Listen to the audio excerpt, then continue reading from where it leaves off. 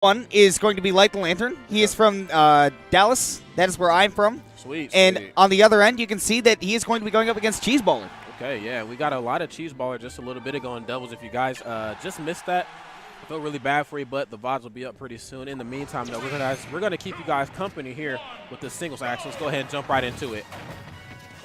So yeah, right off the bat, we can see that Cheezeballer is going to take the initiative, and this is going to be a match between two people that really like to get in each other's face, press buttons. Light the Lantern, a very aggressive player, and you'll see quite a lot of it from Cheezeballer too. Oh, for sure. Okay, good stuff there, using the PK fire there to kind of keep him at bay. Oh. Okay, I do like how both opponents here are really space each other out with their Zair. Really, really strong tool. ZSS looking to get in with hers, though. Yeah, Light the Lantern definitely likes to use that Zair to set up for a grab the moment that he lands.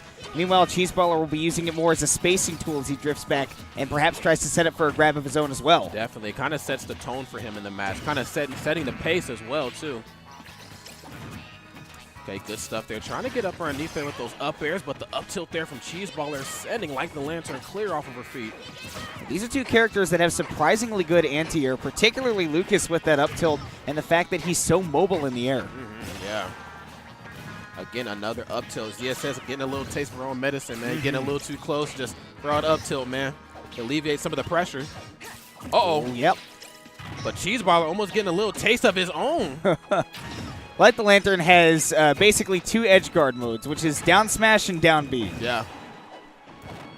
Actually going for the back air there, though, and not quite going to find it. Cheezeballer with some very tricky recovery to make sure that he got back in time. Goodness gracious, man, and Light the Lantern kind of tapping into his inner Nairo right now with these ledge guarding attempts. Oh! Incorrect direction. And that's the interesting thing about Lucas is you can almost never count him out even when he goes in the wrong direction because he instantly gets so much aerial drift. Yes. It was one of those rare situations where he actually found himself backwards and he just wasn't quite able to snap, you know. Okay. Gets the forward throw that time. Not looking for anything fancy.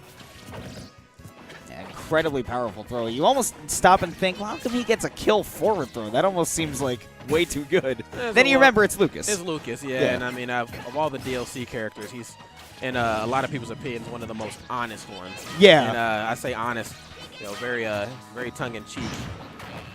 Except for Rory, who's honestly very bad. Yes.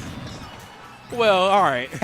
All right, you know. I mean, you know, there was a Roy that beat that Abadango. I mean, wasn't that Rio? Rio beat Abadango? Yeah, it was either Rio or Hyper. I can't remember which one it was. Yeah, I know it happened once or twice, if I'm not mistaken. Oh, my goodness. Oh, yeah, get grabbed. Good stuff there. Gets the dare. Use that down special there to kind of get back on stage as quickly as possible. Light just looking to build up that damage there. Back air to get him off. Can he go for the edge guard with the side B? Yeah, I know, right? Just pull out all the stops right now. He figures out he has a bit of a lead. Why not? I can't get too aggressive and too reckless against Lucas because you land incorrectly in front of him and he can really set up for some big combos if you're not ready for him. Oh, for sure. And just I mean, he's a character that gets a lot off of a little. I mean, if he touches you once, he's going to touch you 10 more times. Light the Lantern. And this is the thing. Light really likes to go for some really quick and tricky movement. Down throw to up air. No, actually going to go for the back air. Yeah. That time, not really looking to do anything too crazy. There's a back throw, and unfortunately, ZSS just a little bit too light. Great comeback there by Cheezeballer to take game one. And I think we're probably going to see a character switch out here from Light. Think so? He's a dual main between ZSS and Corrin. And I would believe that Corrin would perhaps have a better matchup against Lucas. I like to hope so. Okay, yeah. Because you know, Corrin is such a very strong character, physically a lot longer as well than Lucas and Ness. And a character like Lucas and Ness who get caught off stage or sitting ducks, you know, trying to use their recovery. And I mean, let me tell you about edge guarding options. Yeah, Corrin might have wrote one of the pages in that book, man. I mean, the insta pin is a move that can keep you out there. Something as simplistic as like a Nair or forwarder can do it as well. Yeah, we saw a lot actually of Cheezeballer floating away from the ledge and air dodging, which could be punished with the pin. But instead, we're going to see Light sticking with the ZSS and going to Town and City. Uh-oh. Again, off the mark with the grab. That's going to really make all the difference here, you know, in playing a character like ZSS is how well you can land grabs. Because unfortunately, that is like your strongest killing option. Whoa. Oh, goodness. Oh, my goodness. He comes right back with it. goodness gracious, God almighty, sends that man to the depths of hell. Ooh, And that is the thing about Light, is he will go for that edge guard every single time, and you think, come on, you're not going to hit me with it, but eventually he will. yes. Quick lead now.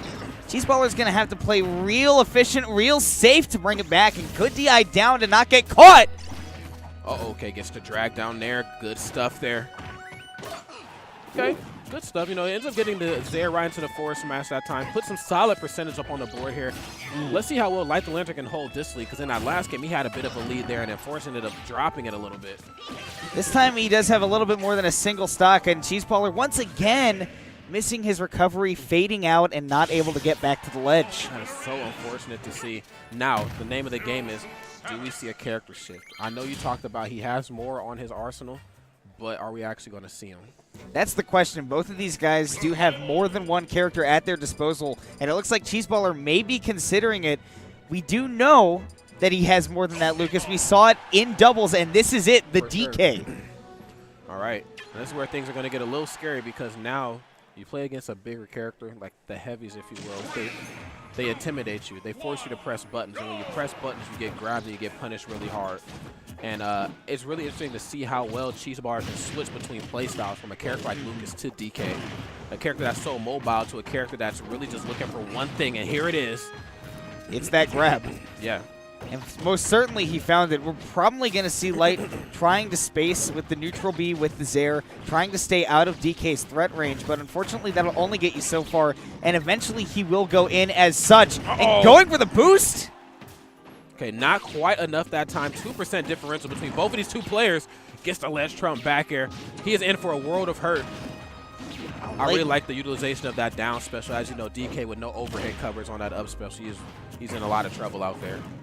The only problem is timing it correctly, missing the pivot grab. That's going to get it.